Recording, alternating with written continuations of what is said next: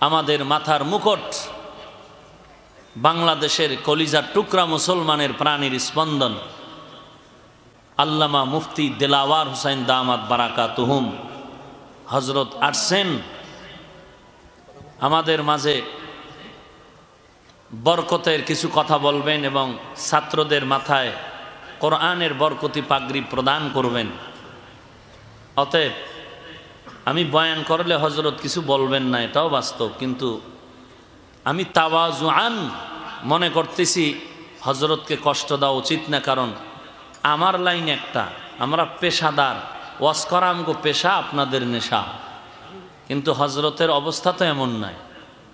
মাদ্রাসা, ফাতোয়া, বহু চিন্তা ভাবনার সাগরে তারা আছেন।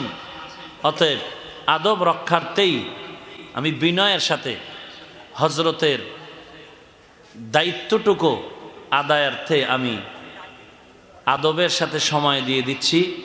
এরপরে সুযোগ হইলে কথা বললাম, না হয় নাই, মোটামুটি কমও হয় নাই, তুফান আইয়া গেলে তো উপায়ই নেই।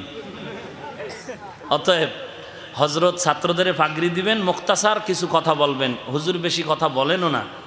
অতএব হুজুরের কথা শেষ হওয়ার পরে আপনারা বসবেন তো ইনশাআল্লাহ। আল্লাহ কবুল করেন। নাহমাদুহু ওয়া নুসাল্লি আলা রাসূলিহিল কারীম, আম্মা বা'দ।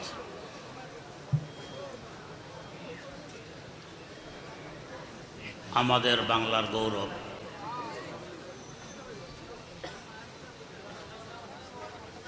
কি পরিমাণ বিনয় আর নম্রতা দেখায় তিনি বয়ান ছেড়ে দিলেন। হাদিস শরীফে আছে, মান তাওয়াযা লিল্লাহি রাফাআহুল্লাহ। আল্লাহর ওয়াস্তে যে নিজকে নিজে ছোট বানায়, আল্লাহ পাক তাকে বড় বানিয়ে দেন। রাসূল আকরাম সাল্লাল্লাহু আলাইহি ওয়াসাল্লামের মেরাজের আয়াত তিনি তেলাওয়াত করেছিলেন। মেরাজ থেকে ফিরার পর তাকে জিজ্ঞেস করা হয়েছিল, এই মর্যাদা তো আর কেউ পায়নি, আপনি কিসের বিনিময়ে পেলেন? উত্তর দিলেন, আবদিয়তার দাসত্বের বিনিময়ে।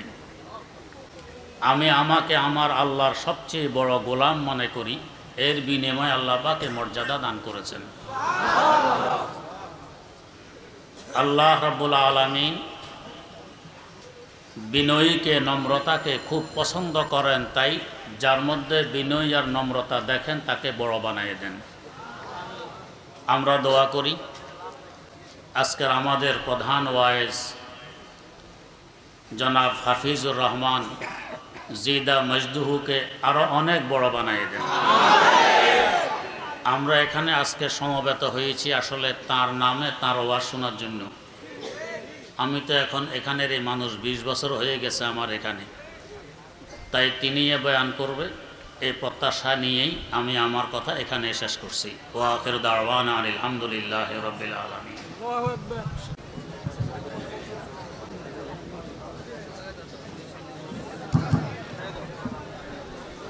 আল্লাহ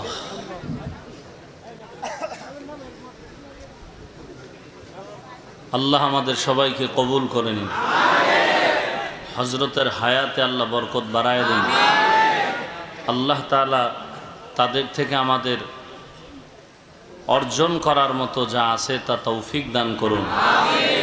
মজলিসকে আল্লাহ কবুল করে নিন, মাদ্রাসাকেও আল্লাহ কবুল করেন।